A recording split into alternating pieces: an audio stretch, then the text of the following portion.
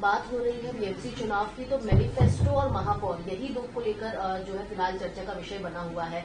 आप लोग ने अपने मैनिफेस्टो के बारे में तो बता दिया, आप लोग का महापौर यदि आता है तो वो किस प्रकार होगा और कौन होगा, इस पर भी जरा बता दीजिए। देखिए, महापौर मुंबई का होगा। महापौर ऐसा होना चाहिए जो नॉन करप्ट हो और वो सांप्रदायिक न हो, धर्म के नाम पर, प्रांत के नाम पर किसी के साथ अन्याय न करे। यही वही महापौर बनेगा। आज भी ये आपका जाहीरनामा मैंने पूरा पढ़ा, इसमें घुमा फिरा करके पानी, बिजली और कर्फ्यू, ये हम मुद्दे दिख रहे हैं। लेकिन मुंबई में लोगों को रोजगार की जरूरत है। जो मुद्दा आप लेकर के बीजेपी को घेरते हैं, आपके जाहीरनामे में नहीं है। तो हमने बोला ना भी आपको, हमने आपको सामने बोल दो ना, जो नहीं लिखा हुआ हम बता रहे हैं आपको कि रोजगार बढ़ेगा अगरचे 24 आवर्स दुकानें खुले रहेंगी। ट्रैफिक का बहुत बड़ा प्रॉब्लम है। ऐसा प्रॉब्लम है, हम लोग आजकल जो है ना, हमको जाना है कुर्ला से चेंबूर 1 घंटे 2 घंटे। अगर ये 24 घंटा खुला रहेगा तो जो लोग ट्रैफिक में ज्यादा रात में अपना काम कर सकते हैं। ये चीजें हैं। अभी साहब, उद्धव ठाकरे कह रहे हैं कि चुनाव आ गया है तो उस वक्त जो मुंबई के मुसलमान हैं वो भी उनके हैं, वो भी मराठी है। ये इंटरव्यू में अब ऐसा है कि मुंबई के मुसलमान मराठी हैं, उनके हैं, और जब जरूरत पड़ती है तो उनके लाउड स्पीकर उठवा देते हैं मस्जिदों के, और बार बार याद दिलाते हैं कि गुम्बद पर, बाबरी मस्जिद के गुम्बद पर चढ़ा हुआ आदमी मराठी था, मराठी बोल रहा था। कोई कोर्ट का ऑर्डर नहीं था कि यहाँ से मराठी आपने भेज दिया वहां पे तोड़ने के लिए, बाबरी मस्जिद तोड़ने के लिए। आप गर्व करते हैं, मुझे गर्व है कि मराठी भाई था जो बाबरी मस्जिद के गुम्बद पर तोड़ने चढ़ा था, और उसको आप कहते हैं मेरा है, मुस्लिम मेरा है। किस तरह से तुम्हारा आप मतलब निकल गया तो पहचानते नहीं, यूं जा रहे हैं जैसे हमें जानते नहीं। आजमी साहब, यही बात है कि लोकसभा की जब बात की तो आप उनके साथ थे, महायुति के साथ आपने सपोर्ट भी किया था। लेकिन अब जब निजी चुनाव आते हैं, लोकल चुनाव आते हैं, तो आपका भी अलग दिखता है।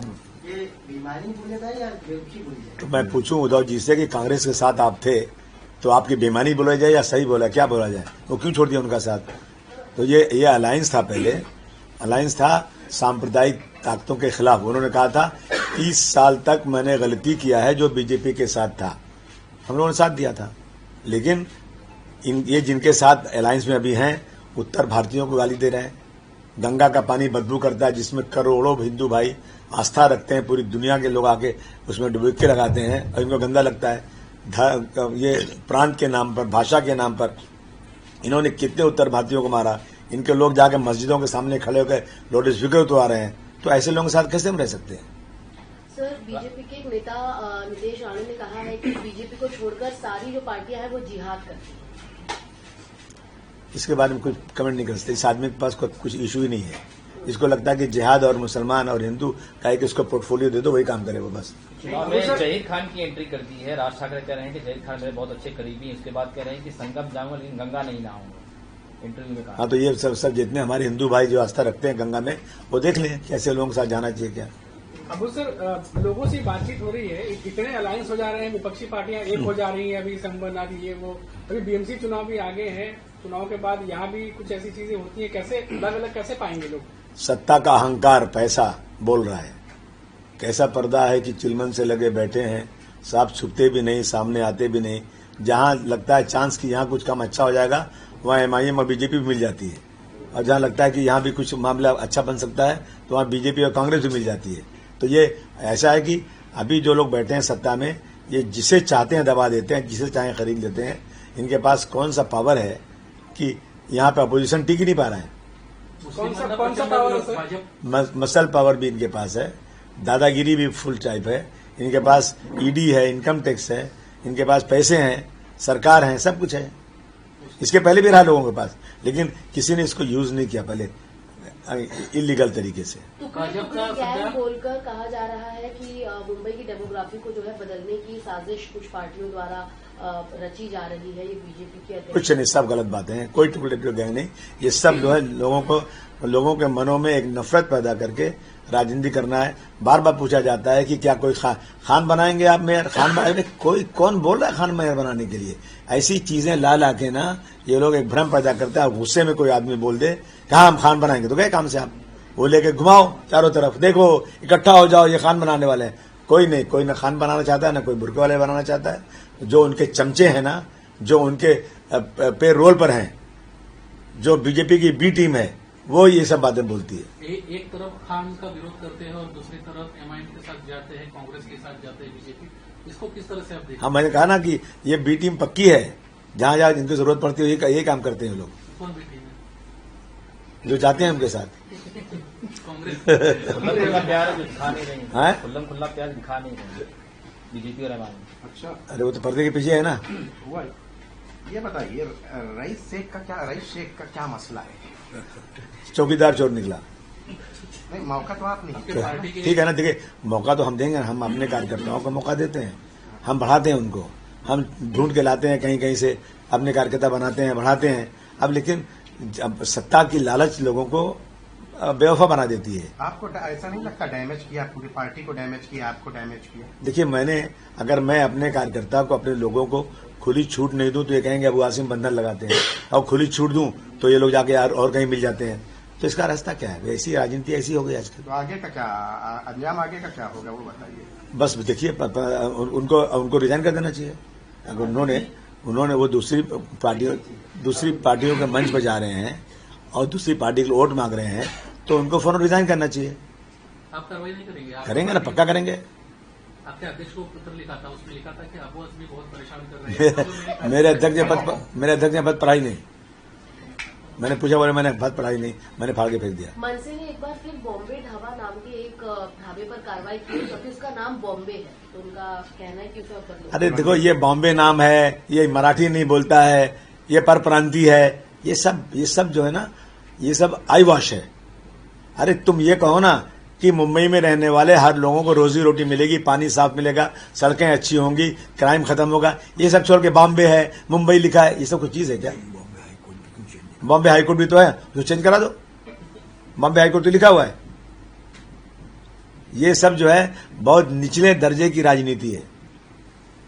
राणे का स्टेटमेंट है कि वो कहते हैं कि कुछ ऐसी पार्टियां हैं जो पीएफआई और सीमी जैसे एक्ट कर, यानी आतंकवादियों की तरफ लीड कर। मैंने बोला ना, उसके पास एक ही चीज है, जहां कोई मुस्लिम संगठन है, जहां कोई मुसलमान खड़ा है, किसी तरह से उसको डैमेज करो और यही नाम लेकर के सत्ता में आओ। देखिए, किसी ने बोला कि इन लोगों के पास से 3 चीज हटा दो, मंदिर मस्जिद, मुस्लिम हिंदू, पाकिस्तान और हिंदुस्तान, निकाल दो, ये इलेक्शन जीत ही नहीं सकती है। अब सर स्टार प्रचारकों का सहारा लिया, प्रचारक आ रहे हैं बहुत सारे, सहारा लिया जा रहा है स्टार प्रचारकों का। आप लोगों की तरफ से कोई और बड़ा स्टार प्रचारक को उतारने का है सब प्लान? हम लोग ही स्टार प्रचारक है। बहुत सारे यूपी से आए, एमपी आए हैं, एमएलए आए हैं, क्योंकि यहाँ पे बहुत बड़ी तादाद में यूपी के लोग यहाँ रहते हैं, और समाजवादी पार्टी अभी राज्य की पार्टी है, राज्य में उनका वही लोग वोट देते हैं। तो हमारा हम दो धारी तलवार है। एक तो 2027 का इलेक्शन भी है, यहाँ लोग रहते हैं, उनसे मिलना भी है कि 2027 के इलेक्शन में ये लोग जाके वोट देवे, और दूसरे यहाँ का इलेक्शन है, इन दोनों में बहुत सारे एमपीज आए हैं, एमएलए आए हैं, आ रहे हैं, अपने आप से घूम रहे हैं, मुझे पता भी नहीं कहाँ कौन घूम रहा है, बहुत से लोग आए हैं। पार्टी करते हैं, उसमें लिखते हैं कि उद्धव मामू अगर जीत जाएंगे तो मुंबई को मोहम्मद लैंड कर देंगे। फिर वही बात, फिर वही मुस्लिम हिंदू की बात। अरे उन्हीं के साथ थे 30 साल तक, अब आज वो मोहम्मद लैंड कर देंगे। सर सभी पार्टियां रोड शो निकाल रही है, आपका रोड शो कभी नहीं? हम लोग घर घर जा रहे हैं, लोगों से मिल रहे हैं, और हर एरिया में हमारा रोड शो निकल रहा है। ये एनसीपी पार्टी का जो चल रहा है, दोनों पार्टियां साथ में आने का, शरद पवार जी की पार्टी और अजित पवार जी की पार्टी, इसको किस तरह से देखते हैं आप? ये जो आप माहौल है महाराष्ट्र में, और आप भी साथ में इलेक्शन में लड़ रहे हैं वो दो पार्टियां। अरे यहाँ तो दो पार्टियां क्या मतलब, जब मन से ये अपना एमआईएम और बीजेपी एक साथ लड़ रही है, जब कांग्रेस और बीजेपी एक साथ लड़ रही है, तो किसी पे कुछ शक नहीं करती। ये तो चाचा भतीजा है भाई, ये तो इनका एक ही खून के लोग हैं, तो अंदर तो मिले ही होंगे ना, और बाहर से मिल जाए तो अच्छी बात है। कल उद्धव ठाकरे राज ठाकरे की भी कल जो उनका इंटरव्यू सामने आया, उसमें उन्होंने कहीं ना कहीं मुस्लिम वोट बैंक को भी हमारे साथ है दिखाने की, जताने की कोशिश, उनके खिलाफ नहीं हुई, कहीं ना कहीं खिलाफ नहीं हुई। मुसलमान के खिलाफ नहीं है, लेकिन लाउड स्पीकर नहीं चलने देंगे। आज बड़े बड़े डेवलप्ड कंट्रीज में लाउड स्पीकर चल रहा है, हर गली में चल रहा है, और वहां जाकर आप लोग बिजनेस कर रहे हैं, धंधा कर रहे हैं। हर पूरे दुनिया में जहां जहां मस्जिदें हैं, जब भर जाती हैं तो लोग बाहर नमाज पढ़ते हैं। आप नमाज पढ़ने पर रोक लगा रहे हैं बाहर, और फिर आप मुसलमानों से वोट भी मांग रहे हैं। ये मतलब की राजनीति है। भगवान के मुद्दे पे तो उन्होंने समर्थन नहीं किया था। उद्धव ठाकरे का जो स्टैंड था भगवान की, तो जो ये आया था अरे भाई, तो हमने साथ दिया ना, उनके साथ खड़े तो रहे ना हम, लेकिन उन्होंने धोखा किया हमारे साथ। ठीक है, चलिए। हाँ बीजेपी के कार्यकर्ता घोषणा दे रहे हैं 50 कोटी एकदम मुंबई। हाँ, ये अरे 50 लाख कोटी बहुत ज्यादा है, पक्का। सर, सुधीर ओवैसी मुंबईमध्ये होते, त्यांनी तुमच्या मतदारसंघात प्रचार सभा घेतली. त्या प्रचार सभेमध्ये तुम्ही ड्रग्सचा व्यवसाय करताय, तुम्ही अनेक वेळा भ्रष्टाचार केला गेला अनेक वर्षांपासून, अशा पद्धतीने आरोप तुमच्यावरती करण्यात आले. काय उत्तर आहे? मैंने उनके सब जवाब दे दिया। उनके स्पीच के नीचे मैंने ड्रग्स के लिए क्या किया जवाब दे दिया। आपको मैं वीडियो दे देता हूं। उन्होंने जितने सवालात मेरे खिलाफ किए ना, कि इन्होंने आज तक वहां डंपिंग के बारे में किया, आपने क्यों नहीं बोला, तो मैंने कितनी बार बोला, बता दिया। ड्रग्स के लिए आप क्या कर रहे हैं, आप ड्रग्स पे चुपचाप हैं, कारोबार कर रहे हैं। मैंने ड्रग्स पे क्या बोला, कितनी बार बोला। स्पीकर ने बोला, अबू आजमी साहब आप ड्रग्स पे कितनी बार मांग करेंगे। ये सारी चीजें सामने है। ये तो क्या ऐसा है ना कि कुछ भी आगे बोल के चले जाना। ये लोग जो है पब्लिक को कंफ्यूज करके अपने आप को ये कहते हैं कि मैं मुसलमानों का बड़ा हमदर्द हूं। लेकिन मैं बता दूं, 2014 के पहले हैदराबाद से बाहर ये लोग निकले नहीं थे, हैदराबाद में थे। और मोदी जी भी 2014 के पहले गुजरात से निकले नहीं थे। ये दोनों निकले, एक दिल्ली गया, पूरे देश में गए। क्या चक्कर है ये? इस पर जरा इंक्वायरी करो, इस पर जरा थोड़ा गंभीरता से सोचो कि एक गुजरात से निकलता है, एक हैदराबाद से निकलता है। और सुनो, ये मुसलमानों के हालात ठीक करने गए, और मुसलमानों के हालात 2014 के बाद बद से बदतर होते जा रहे हैं। हाँ, नहीं, आपने अब बार बार ये बात बोल रहे हैं कि राज ठाकरे जो है मस्जिद के बाहर से उन्होंने भूंगा हटवा दिया। जिन जिन इलाकों में अगर आपके नगर सेवक चुन के आ जाते तो आप क्या फिर से वो भूंगा लगवाएंगे? नहीं, नगर सेवक किसे लगाएंगे बेचारे, सरकार का जिम्मेदारी है तो है ना। नहीं, तो आप उसके लिए मांग करेंगे? अभी मांग कर रहा हूं मैं कि लाउड स्पीकर लगना चाहिए। अच्छा, लाउड स्पीकर के बहुत ज्यादा आवाज है तो कम कर देंगे, लेकिन इतनी आवाज होना चाहिए कि उनके पड़ोसियों तक उसकी आवाज जावे। हमारी मांग है, आज भी हम मांग कर रहे हैं। और जिस दिन हमको सत्ता में हमको मिल जाए, हमारे पावर आ जाएगी, हम लगा सकते हैं तो जरूर लगाएंगे।